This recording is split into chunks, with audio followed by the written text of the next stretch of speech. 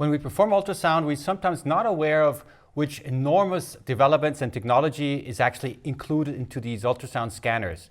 And we're sometimes not aware which thought process overlay some of the things that we're doing. Today with us we have Brian Anthony. He is a real researcher and he's one of the pioneers that has been working for developing new technologies in ultrasound, and he will show us what will come in the future and also some very important points that we need to consider when we image. So welcome, thanks that you're with us. Brian, can you tell us a little bit about which hats you actually have on at MIT? Tommy, thank you. At MIT, I do wear a couple different hats. Most relevant to what we're going to talk about today is I am the co-director of the Medical Electronics Device Realization Center. I'm also the associate director of MIT.nano. And then finally, I'm the faculty lead for industry immersion projects with industry. So a lot of what I do are applied research activities and educational activities that straddle education and industry. Okay. So what you'll see here is the first, I would say, the overview of some of the technologies and some of the things that we're going to talk about in subsequent short video lectures that you'll be happy to view as well. We'll be, of course, producing them and sending them to you in your inbox. But let's start right away. And Brian, can you just give us a little bit of an overview of which directions you're working on? Certainly. So as an engineer, look at an ultrasound imaging room. So we have a clinician, some doctor, that's holding an ultrasound probe. They're looking at the patient maybe, but they're certainly looking at the screen. They see an image, they see a sonogram. And implicitly, they are controlling what I describe as the acquisition state, the orientation, the position of the probe with respect to the patient, the amount of pressure that's being applied between the probe and the patient. And as a doctor, you do these things implicitly. You don't think about the fact that you're pressing harder, pressing softer, unless you're hurting your arm, but you're controlling these things when acquiring an image. I wouldn't be an engineer if I didn't have a feedback diagram in my presentation. So this is the engineer's view of breaking that ultrasound system down. We have an ultrasound probe, shown in the red, interacting with the tissue, looking at some feature in the body, a tumor, a vessel, some part of the body. The sonographer is looking at that image. They're controlling the acquisition state, orientation and position of the probe on the body and the amount of pressure. And they're doing some type of analysis, some type of diagnostic interpretation of the image that they're seeing. Now, this system, given that there are at least two people in the loop, the doctor and the patient, and an imaging system, there are a lot of sources and a lot of opportunities for variability and error. And that variability can be variability introduced from the patient moving around, from the doctor moving around, the amount of pressure applied on the body. If I press harder on the body, the tissue deforms, distorts. If I change the orientation and position of the probe just a little bit, I get dramatically different slices into the body. And then the ultrasound imaging system itself, the machine, there are many sources of potential of variability. I won't necessarily say error, but variability between a GE or a Siemens or a Philips or a Butterfly. If you look at all these different systems, they make different decisions on how they process the image. The biggest one is the fundamental error of assuming the speed of sound that is used in forming an image. Okay, so basically coming to the first point of how hard you're supposed to press on the body, this obviously not only changes your problems that you might have if you image for a long period of time, but also the quality of the image? The quality of the image, depending on the relative mass, the level of fat of the patient. Mm-hmm. Fat has a different speed of sound compared to muscle or other tissues. Mm-hmm. And so often, I'm sure you've experienced this, if you have a relatively large patient, you will tend, and as we'll see, you'll tend to have to press harder to get the probe closer to the organ of interest and closer to the body. And so that implicit pressing harder helps you to improve the image that you're acquiring. I guess all of you out there have experienced this problem as well. I can only agree. Yeah. And I think the other important thing is if you look at the number of doctors that are doing scanning, the amount of work-related injury, so being able to be aware of how much force that you're applying can potentially help to at least a mental feedback loop of knowing to potentially press a little bit later. By the way, did you know that there's a statistics out there that says someone who images for more than 10 years has a 70% likelihood to have some kind of a musculoskeletal problem? So this is a very important, of course, part of your research here, right? It is. Well, it's actually interesting. If you compare X-ray technicians to ultrasound technicians, all X-ray technicians wear a dosimetry badge, and they're never dosed. You're never injured from using your imaging modality. As an ultrasound specialist, you're often injured. There is no dosimetry badge. And so one of the things that wasn't planning on talking about today, but I think is a very interesting potential output of some of the research that we're doing, is being able to quantify what is the amount of effort and work that the doctor is putting forth when interacting with a patient. So you have a device which is like a dosimeter for how much force you apply? Potentially. Okay. Yeah, I think as you can we can talk more about that as we go, but I think some of the technologies that I'll introduce today could be used in that way. Okay. So to try to understand this interaction between the probe and the patient, that implicit acquisition state, we will augment ultrasound probes. The image that we're looking at here is a 3D printed clamshell that is custom fit around an ultrasound probe, and we do this for many different types of ultrasound probes. So we'll make an add-on to the probe. And in that add-on, in that clamshell, we will apply a number of different sensors. So we will put a force sensor between the clamshell and the probe, and with that force sensor, we can measure the relative force, or when we know the area of the probe, the pressure that's applied on the probe face of the patient. So we have the dosimeter right here. We have the start, right? We have at least a way to measure how much force is being applied. What you then have to do on top of that is count that up, measure it over time, record how hard am I pressing over a long period of time. And it would also be important to know something about the relative orientation and position of how you're scanning. It hurts a lot more if you're reaching over the patient and putting a sort of a very significant torque on your shoulder versus having something that's closer to the body, closer to your body. You can apply a lot more force with a lot less pain. Yeah. Some of the other sensors that we place in this clamshell allow us to measure the acceleration, how the probe is moving around. With that, we can actually track the position of the probe in the world and the orientation with respect to gravity, and as we'll see later, orientation with respect to the patient, which is the important thing that we want to know. The first source of variation and error that I'll talk about is how we use this augmented probe to understand what is normal force variation. In a study with MIT.nano Hospital in Boston, we deployed our augmented ultrasound probes into the abdominal clinic.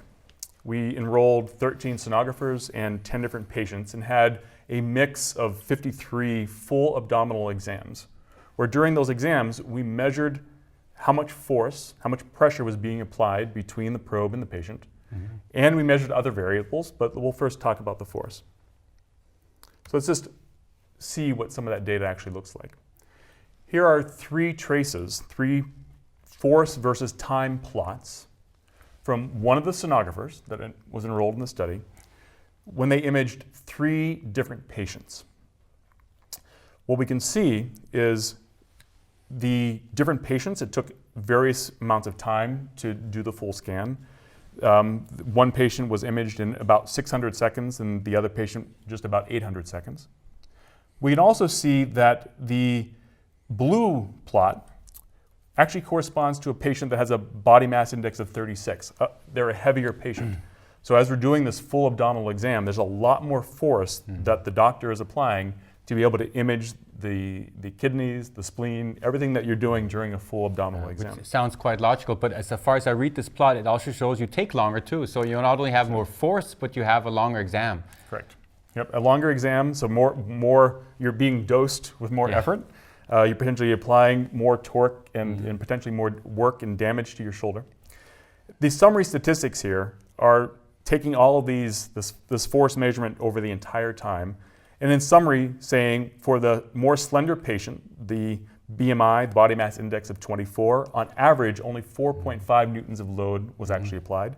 The slightly heavier patient, a body mass index of 25, had an average force of 5.2 newtons, and the heaviest patient with a body mass index of 36, the average force was 14.1 newtons. So that's actually pretty significant force. Maybe during just that as full a, abdominal on a exam. side note, of course, I'm just not, I don't mean to be dishonest, but shouldn't you also use this in your reimbursement actually somehow? The amount of how much effort Yes, you actually you kind of put forth, multiply yeah. the force and the time, and of course you cannot do this. But I think the main point, I think this shows it very nice, and I experienced that myself as well. Obese patients just need more force and need more time, and it's just more strenuous. And I like the way that you actually statistically and scientifically prove this, and this is I think important for some of the hospital administrators and people to know what people out there are actually doing, and the problems we're confronted with more and more obese patients coming to our clinics. And I think the one thing you would want to probably change about the reimbursement is you would want to inversely reimburse for the amount of force, because you don't want the doctor to injure themselves, so you would tend to reimburse more if they're applying that less would force. be of course a very smart way to help doctors. So if we take now this data across all of the different sonographers and all the different patients, we can start to see some trends. This plot is showing the average in blue and the maximum in red force for the different body mass indices of our patients. And as we expect, we see a trend that the average force is increasing, and we see these very significant high forces. So it's not just the average force of being around 10 newtons. There are times when I am in a particular orientation trying to image a specific part during the abdominal exam that I'm applying close to 30 or 40 newtons. That's a lot of force. So we can see that this trend still, as we saw in the earlier plot, makes sense. We can also ask the question now, well, do different doctors with different amounts of experience or training learn to maybe not apply as much force? As far as we've seen in our data, the answer is no. The one thing that we have seen that will impact how a doctor interacts with the patient is if they have been injured. So it's not the amount of experience that they have, it's if over the course of that experience they've had the unfortunate chance of being injured, then they'll remember to apply a little less force and be a little more cautious. So you would say that some doctors and sonographers tend to press harder than others, but have you ever seen a correlation with those who apply more force having more musculoskeletal problems? The early data does suggest that, and that goes back to our earlier little comments here, that it is potentially a way to have a dosimetry type badge for work-related injury associated with ultrasound imaging. So this is now breaking that data down in a little bit more detail. The force plot for one of these exams over time is highlighted. We also see we've labeled when we're looking at particular organs. So when we're looking at the right lobe of the liver, I'll call that out as just an example here. For the right lobe of the liver, we'll notice this characteristic plot where we have, during the hunting process of moving the probe around until I find that particular slice that I'm interested in, I will use a relatively low force. And then when I find that slice, I'll ramp up my force and press harder into the body and acquire that snapshot, that canonical view that I'm looking for. And then I'll relax and continue to move on to moving over the rest of the abdomen. The regions in yellow are places where we've actually picked up the probe and we've disconnected from the body. Okay. So what are these implications? So it's very interesting to know that there is a significant amount of variation across how different doctors will image the same patient. This speaks to the variability. If I want to compare an image that you've acquired versus one of your colleagues, and if I've not acquired it in the same way, how do I compare those two things? So on the same patient even, we'll see dramatic difference in multiple sonographers imaging that same patient. But the implications of this force variation become quite pronounced when you start trying to use the ultrasound image to do the thing that you want to do.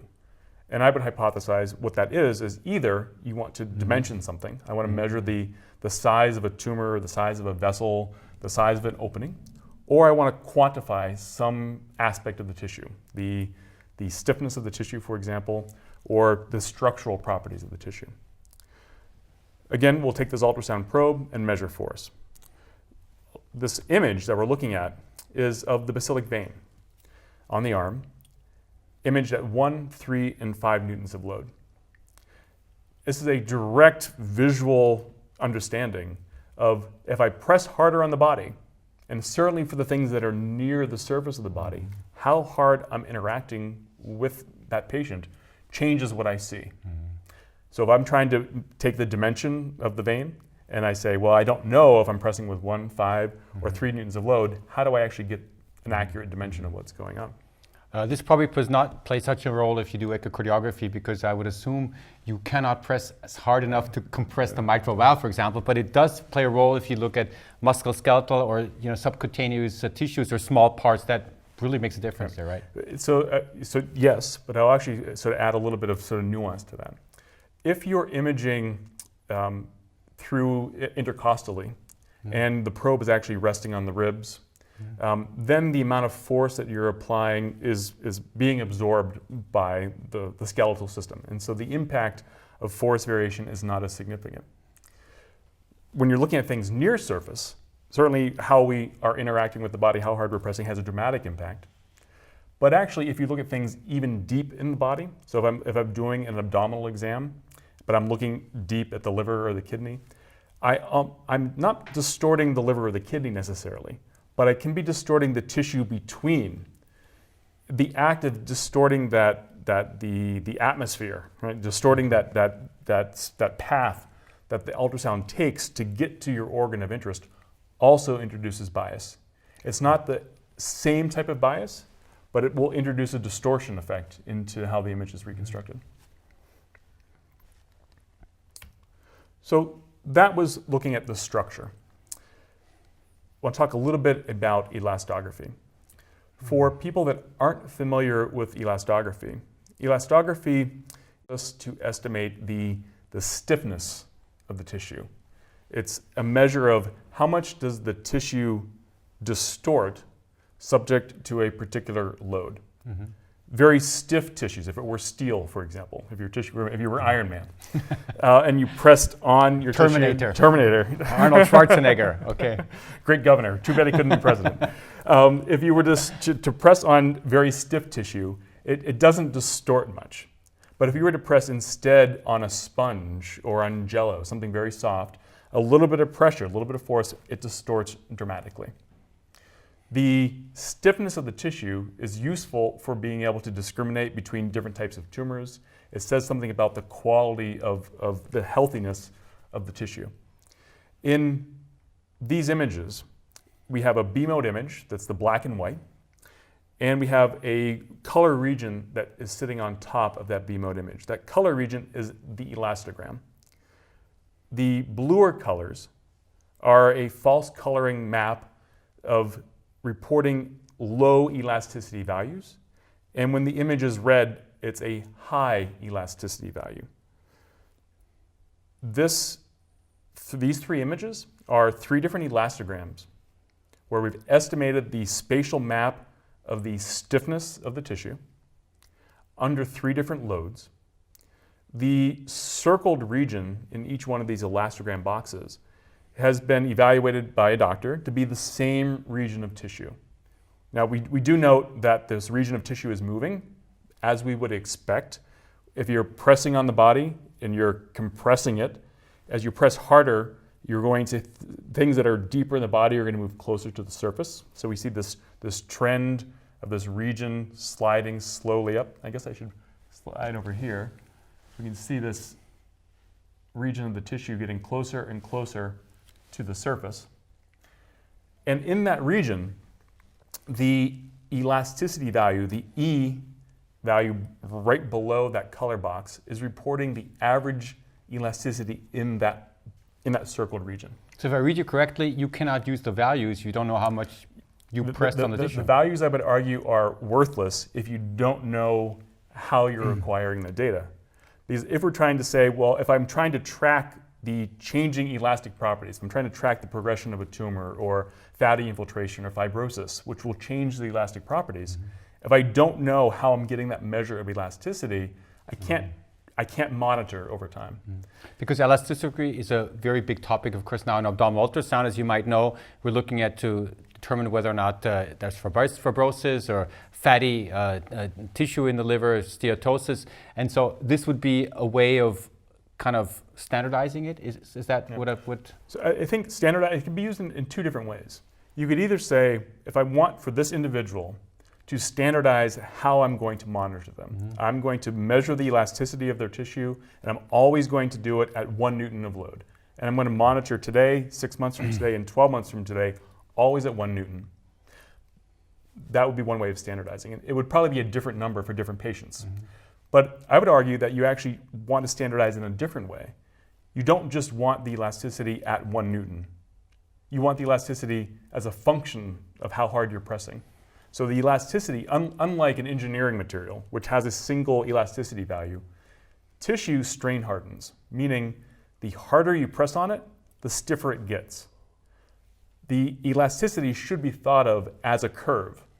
It is a relationship between how hard you're pressing and the stiffness getting harder as you press harder and harder. So you actually want this curve, and that you can sort of see the start of this curve. The elasticity for the quadriceps here goes from 21 to 38 to 64 kilopascals, from 1 to 9 to 18 newtons. That is a very descriptive relationship for that region of tissue. We see now the same phenomena when looking at other organs. Here are the elastograms of the thyroid from 1 Newton to 9 Newton, and we see a steady progression from 10 kilopascals up to 21 kilopascals of stiffness. So again, the importance of knowing how hard are we pressing on the body dramatically impacts that property estimation that you can extract from the imagery. So let me go back to the trials that we did to understand what is normal variation. In addition to monitoring the amount of force that's applied while we do a full abdominal exam, we also measure the orientation and position of the probe with respect to the body. So that angle of attack.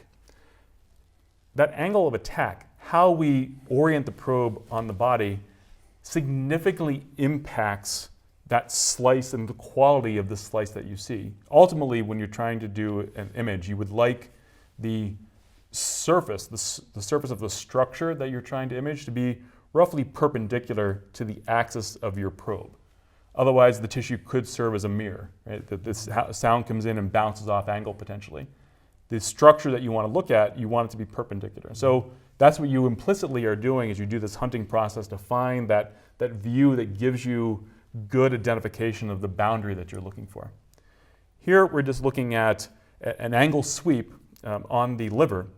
Again, these slight angle variations dramatically change the image that you're seeing, which is important for improving the quality, knowing if you're orthogonal, but is then even more important if I want to track over time to monitor, is a vessel growing, is a tumor growing, or is it shrinking in response to a medication? If I don't know, if I haven't always acquired the image in the same way, I can't really track that over time. The final source of error and variation that I'll highlight here goes back to the errors introduced by the system, by the hardware. Force or pressure and orientation and position really comes from the interaction between the doctor, the probe, and the patient. This error comes from the machine. A B-mode image is actually a false thing. Right? You think about it as an XY spatial thing. When you do pulse echo, you send sound into the body. You time how long it takes for a pulse to come back. And the amplitude of that pulse is then plotted on the B-mode image as a brightness. But I've converted that measure of time. It's really, I'm yelling, hello, I get an echo, and all I do is note a time of reflection. The system assumes, and you know this if on different imaging scenarios, you can assume a different speed of sound, but to construct this image, you have to assume a speed of sound to convert that time of flight to a real physical dimension. And if I've not assumed the right speed of sound, and if my speed of sound in my muscle or liver or thyroid is different than yours, and I use the same setting, I only can do qualitative imaging. I can't do quantitative So imaging. what you're saying is we're not using the right speed of sound in the body to image? In general, you're not. On average, it's about 1560, 1,560 meters per second in the soft tissue. It gets harder in bone. It varies in different organs.